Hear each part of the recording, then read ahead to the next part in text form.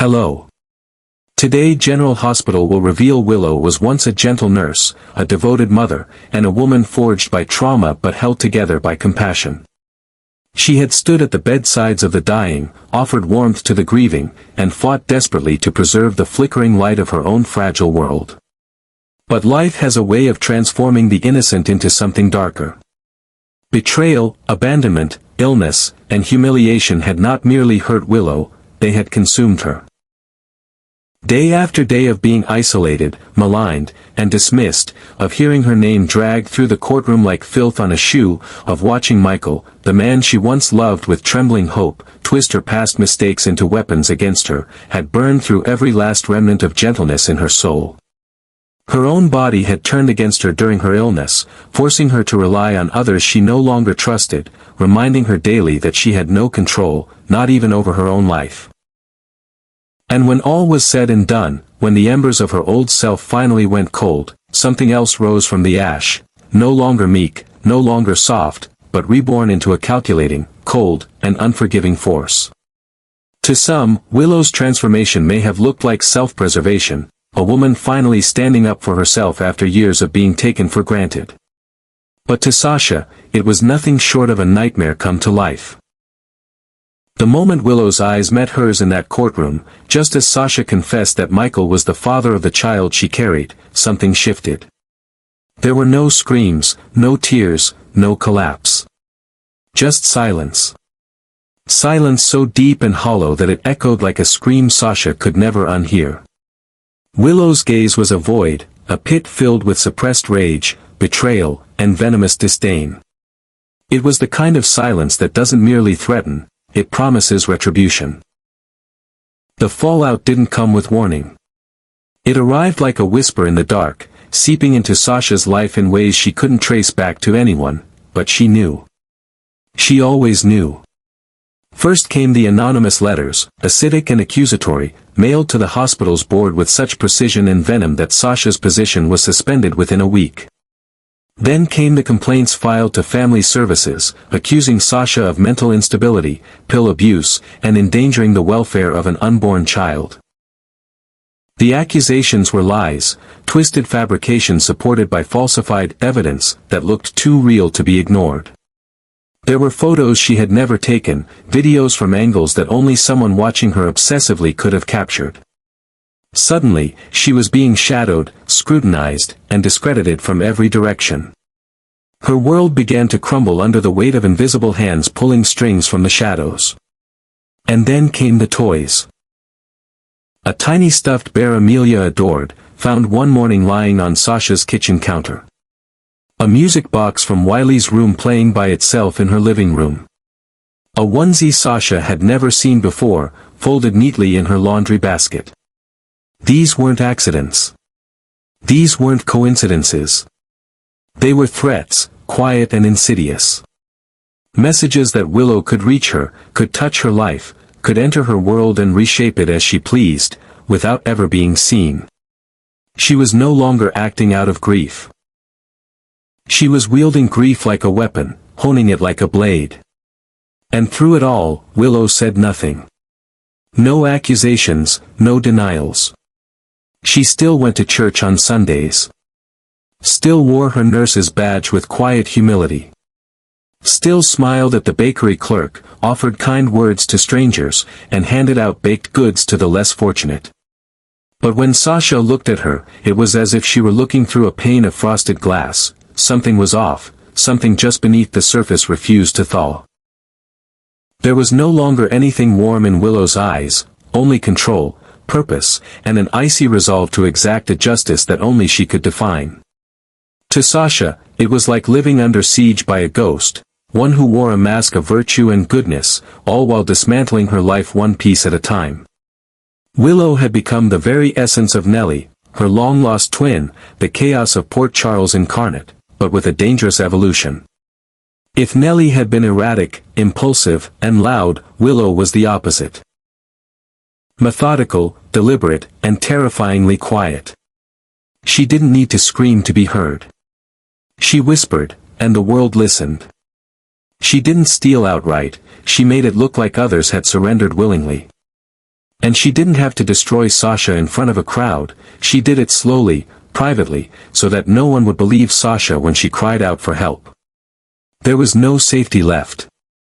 No sanctuary. Sasha tried to tell Jason, to beg for protection, but he was too entangled in the chaos surrounding Michael and the custody battle for Wiley and Amelia. Carly listened with practiced empathy but dismissed it as postpartum anxiety. Even Sunny remained neutral, unsure whether to believe in the Willow they had known or the monster Sasha described. And maybe that was Willow's greatest strength, her ability to weaponize doubt, to wear innocence like a cloak, and to smile while tightening the noose. What Sasha feared most wasn't what Willow had already done, it was what she might do next. Because Willow had stopped reacting and started planning. She had learned from Nelle's mistakes, from Harmony's manipulation, from Nina's madness. She didn't need to take Sasha's child by force. She just had to make the world believe Sasha wasn't fit to raise it. And then, with legal documents in hand and a soft-spoken plea in court, she would take what she believed had always been hers. Michael, the children, the family she was once promised, but lost. The most terrifying villains are not those who scream in rage, but those who smile while they burn you to ash. Willow had become that kind of villain. And now, Port Charles just hadn't realized it yet. But Sasha had. Sasha knew. And by the time the others opened their eyes, it might be too late. The court's decision had been swift and crushing. Michael was granted full custody of both Wiley and Amelia, stripping Willow of her rights as a mother in one devastating motion. The proceedings painted her as emotionally unstable, morally compromised, and fundamentally unfit, and with each word spoken against her, Michael grew more resolute, his lawyers more vicious, and the courtroom more frigid. Yet, in the shadows of that victory, a different battle raged, one far quieter but no less violent. Sasha, pregnant with Michael's child, found herself thrust into a nightmare of betrayal and uncertainty. The very man who had once sworn to support her from afar had now become a symbol of conditional affection, his interest in the unborn child ignited only when the truth of its paternity spilled into the public arena. What was once a private arrangement of independence became, overnight, a spectacle of control. Sasha wanted to raise her child alone. But Michael, emboldened by his legal triumph over Willow, began to view Sasha's baby not as a life they had created, but as a legacy he could not afford to relinquish. In the middle of it all stood Willow, serene, soft-spoken, and impeccably composed. But beneath her careful poise lay something far more sinister. Cloaked in compassion, she waged a silent war against Sasha's credibility as a mother. It wasn't loud. It wasn't dramatic. There were no public confrontations, no shouted accusations. But behind closed doors, Willow's influence seeped into every corner of Sasha's world like a poison with no antidote. She sowed doubt in places that mattered, in the offices of family services, in the minds of mutual friends, and even in the quiet corridors of the hospital. Her campaign was methodical and ruthless. She didn't need to destroy Sasha's life with fire, she did it with whispers, documentation, anonymous tips, and veiled concern. Her voice, when it reached the right ears, never trembled. She was always worried, always compassionate, always just doing what's best for the baby. Those around them began to sense the unease, but no one moved. Jason hesitated, his loyalty divided, his instincts dulled by the entanglements of his own past. Carly, ever perceptive, grew contemplative but ultimately remained silent. Sunny, a man of power and pride, watched from a distance, his silence a form of surrender. But Willow? She moved like wind through a locked room, untraceable, undeniable, and impossible to stop. What no one seemed to grasp was that Willow wasn't merely reacting to betrayal. She was orchestrating something far more calculated. Raised by a cult leader, shadowed by the madness of her biological mother Nina, and forever haunted by the legacy of her deranged twin Nelle, Willow had not emerged from her lineage untouched. She had inherited their darkness, but polished it with grace. She didn't simply learn how to survive, she had mastered the art of domination. Sasha, feeling the walls close in, turned to the only person she thought might still listen, Jason. One stormy evening, she arrived at his doorstep drenched and desperate, her voice trembling with terror as she pleaded for his help to leave Port Charles. But Jason, ever bound by his allegiance to Michael, simply looked at her with a heavy heart and said he could not do anything that would go against Michael's interests. The words hit Sasha like a blow to the chest. It was the confirmation of what she had already feared deep inside. Every exit had been blocked, every door bolted shut. That night marked a shift in Sasha. She stopped feeling merely hunted, she began to feel haunted. Willow's presence loomed over her life like a ghost. An omnipresent shadow watching her every move. She couldn't sleep. She couldn't breathe. She started to question her own reality. Her sleeping pills began to vanish from the cabinet without explanation. Her phone rang in the middle of the night with silent calls from blocked numbers. The hallway lights outside her apartment flickered erratically, and one morning she found her car tires slashed, her brake lines cut. The police offered no answers, only shrugs. Just bad luck, they said. Just coincidence. But Sasha knew better. One afternoon, as she stepped out of a prenatal checkup at the hospital, she froze. Across the street, just behind the glass of the lobby windows, stood Willow. She wasn't smiling. She wasn't frowning. She wasn't moving at all. She stood there perfectly still, arms folded, her gaze locked onto Sasha like a blade drawn but not yet used. She didn't wave. She didn't turn away. She just stared, as if to remind Sasha that no matter where she went, she would never be beyond reach. The nights grew longer, colder. Sasha began checking her locks 3, 4, 5 times before bed. She started sleeping with lights on, with furniture pushed in front of her door. And then it happened. One night, Sasha awoke in a cold sweat. The room was quiet, still, untouched. But when she turned to reach for a glass of water, her eyes landed on something resting perfectly at the center of her bed. It was the ultrasound photo of her baby. Torn in half. Deliberately placed. No sign of a break-in. No fingerprints. No alarms tripped. Just silence, and the chilling certainty that Willow had been there. She didn't need to leave notes. She didn't need to threaten aloud.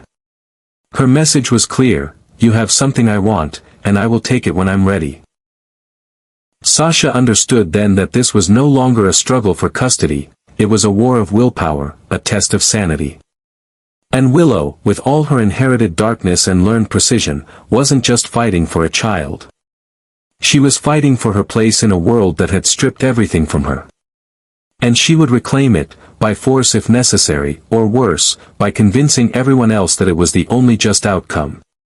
Willow didn't scream. She didn't rage. She didn't plead. She simply became the storm. And for Sasha, the storm had just begun. No one believed her. Not the court. Not the lawyers. Not even those closest to the unfolding chaos. Sasha stood utterly alone in the center of a storm no one else seemed able, or willing, to see. There were no fingerprints, no surveillance footage, no eyewitnesses. Everything she feared, everything she whispered in desperation behind closed doors, was dismissed as paranoia, stress, or the result of her complicated pregnancy. And meanwhile, the world continued to praise Willow, gentle, selfless, forgiving Willow. The same woman who had once donated bone marrow to save her son's life. The same woman who had wept in public but forgiven her husband's affair with quiet dignity. The same woman whose white nurse's uniform and soft-spoken voice evoked compassion and trust in every room she entered. But all of it was a mask. Beneath the delicate exterior was a woman no longer motivated by love or justice or maternal instinct. Willow had become something else entirely, something colder, sharper, and terrifyingly deliberate. She wasn't simply reacting to betrayal, she was carrying out a mission. Her sole objective now was vengeance. A slow, unrelenting punishment for those she believed had dared to disrupt the fragile illusion of control she had built around her family. And while she wore her grief like a badge of honor, behind that mourning veil was the smirk of a tactician who had learned that the most devastating wars are not fought with fists, but with silence and systems. The courtroom still sided with her, blind to the rot beneath the saintly glow. They saw only the mother who had given all she had for her children, who had loved them fiercely, who had tried and failed and yet still showed up in soft pastels with steady hands. They saw a woman transformed by loss, not consumed by it. But they didn't see the glint in her eyes when Sasha entered the room. They didn't hear the icy edge in her voice when she asked questions about Sasha's fitness as a mother. They didn't recognize that what appeared to be concern was, in fact, control, subtle, strategic, and suffocating. And now, it was too late for Sasha to run. She knew it. The moment she tried to act, the trap snapped shut. Her legal documents. Applications to move, to protect herself, to seek custody terms outside Port Charles, were mysteriously delayed. Her passport was revoked under the guise of documentation discrepancies. Her bank accounts were locked pending identity verification issues. Phone calls to attorneys went unanswered. Her medical records were questioned, her insurance mysteriously flagged. Everything around her, every institution she relied on, began to erode. Not by accident, but by invisible design. Because Willow had long since figured out that true power doesn't lie in confrontation, it lies in bureaucracy. In knowing who to whisper to, what files to flag, which agencies to notify. It lay in knowing how to make the system dance for her like a marionette. And it did. Perfectly. She didn't have to lift a finger anymore. The system was doing her bidding, and Sasha was being erased one line of code, one closed account, one rejected appeal at a time. Every step she took was a dead end. Every attempt to protect herself unraveled in her hands. And yet Willow's hands remained clean, her smile unwavering, her voice calm and even as ever. She remained the angel of Port Charles in the public eye, while behind the curtain, she pulled every string. Sasha began to realize the full extent of what she was facing, not merely a woman scorned, but the living embodiment of an entire legacy of calculated madness. Willow was the culmination of every dark thread in her family's bloodline. Harmony's religious fanaticism, Nina's obsessional cruelty, Nelle's theatrical ruthlessness, all of it fused into a single, composed force cloaked in empathy. She was the perfect weapon. A creature sculpted by trauma, empowered by systems, and fueled by an unrelenting drive to reclaim what she believed was hers, her children, her identity, her legacy, and above all, her hold on Michael. And if she couldn't have him fully, no one else ever would. To Sasha, that truth settled like frost in her bones. She wasn't just being punished. She was being erased, methodically, efficiently, without mercy. Every part of her that could offer resistance was being stripped away, her voice, her credibility, her legal standing, her financial independence. And yet, Willow smiled. Always smiled. Just like Nelle once had, right before she pushed people over the edge. It was the same smile, the same quiet threat that warned, "I've already won. You just haven't figured it out yet." And Sasha understood. She understood that this wasn't a fight she could win with facts or evidence. There were no breadcrumbs to lead back to Willow, no way to expose her without sounding unhinged. Every moment of defiance was twisted into further proof of Sasha's instability. And every breath she took felt like it might be her last before the walls caved in entirely. The city that once felt like home now felt like a cage. And Willow held the key. Not by force, but by manipulation so precise it was surgical.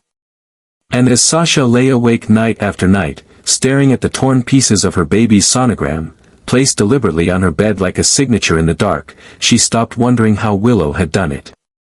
She started wondering when she would strike again. And whether anyone would be left to stop her.